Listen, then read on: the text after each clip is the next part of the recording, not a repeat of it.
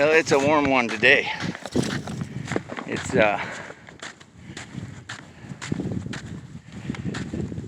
middle of rifle season here in Nebraska, and it's supposed to get up to 80 degrees today, so I don't suppose there's going to be a lot of guys sitting out all day.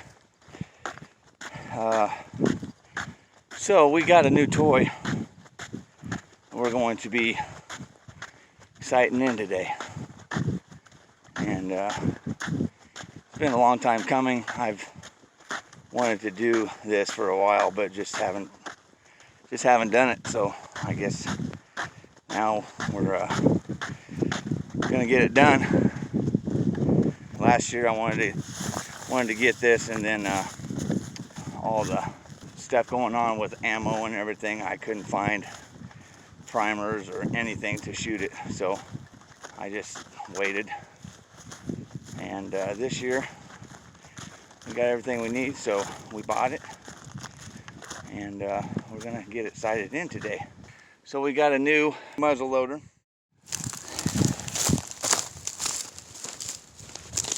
All right, well, we're out here, and we're getting ready to sight in the new Traditions. Well, new to me. It's not new on the market. This has been around for quite a while now. I think probably 6-7 years by now. But new to me, the Traditions. This is the Vortek strikerfire. Got 28-inch barrel. It's 50 caliber. It's a breech. It's a break. You've got your breech in the back side here. So we're going to go ahead and get this sighted in today. This is just right out of the box. I haven't done anything with it yet. I did bore sight it at home a little bit, and kind of break down how I do that. If you don't have like a actual bore sight, or any way to really sight in your gun electronically, the best next thing would be to, I call it manual bore sighting, and you can do this with a bolt action rifle or a breech muzzleloader. I know the bolt action muzzleloader that I had before, the CVA, I could do that with. I'd have to take the bolt out and I could look down through the barrel. So basically all you would do, if you've got some way of propping this gun up open, is set it up on a bench or something solid. Okay, try to get it as level as you possibly can, and then basically when you're looking at your target, then you're coming up and you're looking through your scope. And if your bore, whatever's in your line of sight in the bore, matches up with your scope, you should be pretty darn close to start. It's not a guarantee dead on, but it's definitely going to probably put you on paper at 50 yards. So that's what I've done. I've taken this at home and look down the barrel, and then look down the scope, and we were pretty much on at 100. So we're going to go ahead and put a couple rounds. And like I said, I haven't adjusted anything on this as far as the scope. The scope I've kind of leveled out, but other than that, really haven't done much. Nice thing about this gun here, it's got this sliding hammer system. So what that does is allows that scope to get lower on this muzzleloader. Before, you would have a trigger up here, so they'd have to mount that scope pretty high, but this is a little bit more streamlined. This has about 2.5 pound trigger, so very light trigger. It's going to be really nice to shoot. It's got these little pads here for your grip. It's actually got a storage area here in the back of the stock. You just pop this off and you can stick all your ammo or cleaning supplies or whatever you want in the back of that stock, which is a pretty neat thing, as long as it's not in there rattling around. But yeah, so we're going to go ahead and get this set up and throw one down here at 50 yards and see what it does. I'd rather be on a bench or standing up, but I couldn't come in here with the vehicle, so we're just going to have to do it prone. What I'm using here today is going to be the SST 50 cal. These are Hornady, kind of a high performance sabot. I've used these in the past and they seem to work pretty good. Power belts are a little bit finicky. I don't really care for the power belts. I'm sure they work in a lot of other guns and everything, but for me, I've just had a lot better luck with these little sabot. We'll get that out. Nice thing about muzzleloader is it really gives you an opportunity to do late season. Some of the biggest deer I've ever seen have been in late season, in that December, January time. I think a lot of those bigger bucks kind of hold out, especially like years like this where you've got 3 or 4 days of the season that are in the 80s. They're just going to kick back and wait it out, and then start that rut late. Muzzleloader is really an opportune time to get out there and see some pretty good sized deer. We're going to go with 100 grains here. We've got 2 50 grain pellets. Go ahead and drop those in. Okay. The nice thing also with this system is it's got everything you need for your ramrod and your handle and all that. So we still got to mark the depth of this load in this barrel, so I know each time where it needs to go. Okay, that slides in there really nice. I'm not even going to really have to force it in there at all.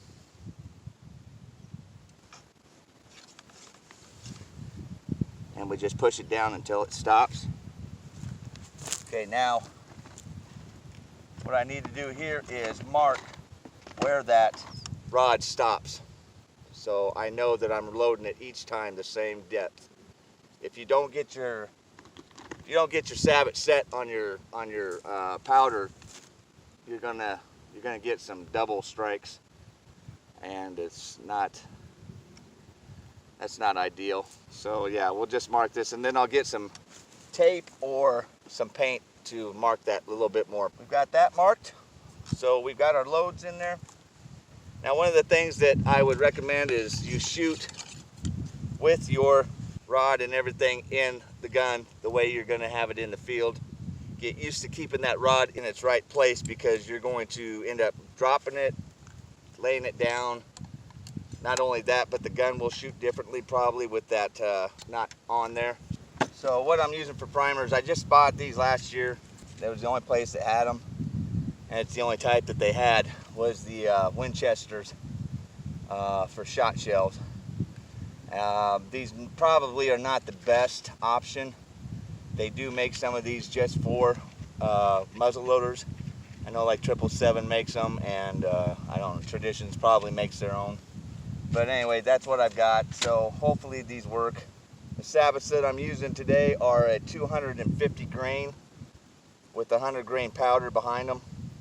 Should be more than efficient. That's really all I've ever used is 100 grains in these newer inlines.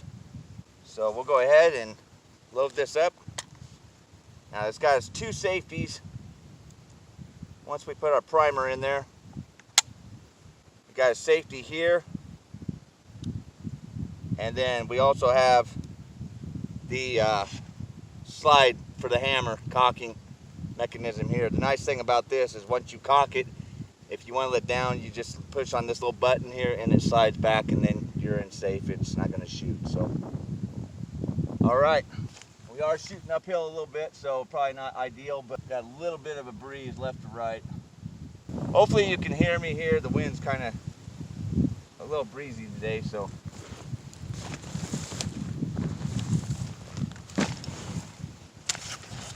all right. We hit paper. It's down low. Let's go see what we got. That's a lot further off than I thought it would be, but wasn't quite sure how that was going to react with that trigger, and it's It's kind of a target trigger where it has a lot of leadway and then it gets real light. So let's see what we got here. Down here. So we need to come up. See if there's some way to put it on here. Probably just going to destroy that clod. Maybe here. Alright, that'll get us, that'll at least give us a shot, see where we're at, and then we can lay prone too and be a little more sturdy. Alright, shoot 2 without cleaning and then we'll clean. I want to kind of be in the same frame of mind that I would be in the field if I had to do a follow-up shot. So I want to go 2 shots without cleaning and then I'll clean. I'm going to go ahead and move this. So that's what I was talking about when you bore sight, you know, just manual bore sighting. That's going to get you close to paper. If I wouldn't have touched this scope before I came out, you know, doing my manual bore sighting, I'd been way off. This scope wasn't even close. In the gun after 2 shots, that last one was, I went the wrong way. So, I re-bore sighted, manual bore sighted it, and we'll see where we're at now. So we're gonna have to do it a couple times.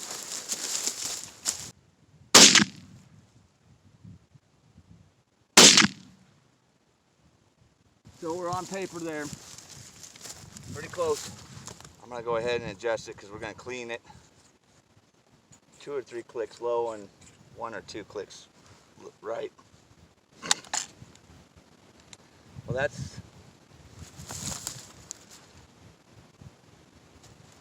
that makes me a little happier. What I use to clean is just from Traditions, it's the Easy Clean 2 cleaning and seasoning patches. Now you don't have to use these every time, but I don't have any regular dry patches, so this is what I'm using right now. So this is what I've decided to do. I've decided to shoot 2 rounds back to back and then clean.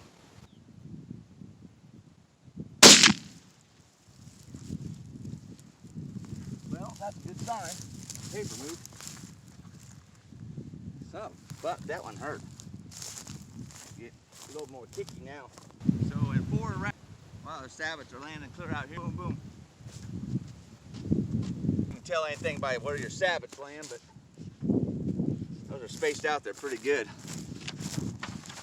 So there you can see we're a tick low, right about on left to right. I'm not going to complain about that. So I think we'll go 1, 2, we'll go 8, 9, 10, probably go 10 clicks high. Let's move it up 8 clicks. See what it does. And we'll clean it, and then we'll shoot it clean and see if it hits close to the same spot. I flinched on that one. Hopefully it's close. I'm getting a little shell shocked. Well, even with my flinch, didn't turn out bad. Right there. That was my first one. That was my second one. So this was dirty, this was clean. So I don't know if that was me flinching or, but. So anyway, I think we need to give it at least 4 more clicks to get a 1/4 inch higher at 50. And then at 100, I should be dead on. All right, well, we're gonna get out of here.